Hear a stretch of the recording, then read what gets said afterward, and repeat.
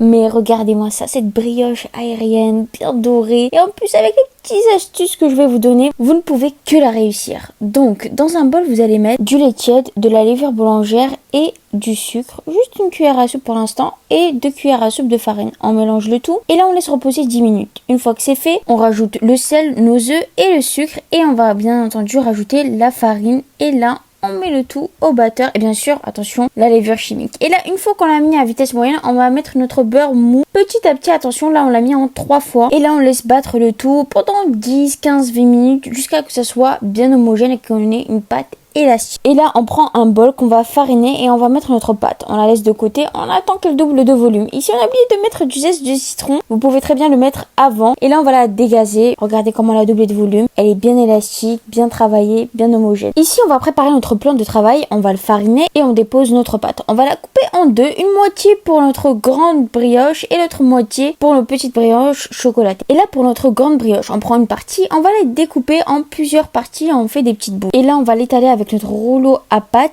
et là regardez on va la rouler comme ça petit à petit sur elle-même et regardez-moi ça nous donne comme une sorte de boudin. On la plisse bien sur le côté et on la met dans notre moule et on réitère cette étape. Regardez-moi ça et là on va les laisser de côté, on les couvre d'un torchon et on laisse doubler de volume. Pour nos autres brioches, le même principe. Là, on va juste rajouter notre chocolat et on va la fermer comme un chausson. On essaye de bien plisser sur les côtés, regardez-moi ça. Et on la roule comme ça et ça nous fait un beau boudin. Et là, une fois qu'ils sont bien reposés, qu'ils ont bien doublé de volume, là, on va juste les badigeonner. Regardez-moi ça. Et c'est très simple, on les enfourne au four, 230 degrés. Et regardez-moi ça, c'est beau, c'est bon. Ils sont bien dorés, bien cuits. Et je peux vous assurer que c'est super bon. Donc, si t'as aimé la recette, n'oublie pas de liker et commenter.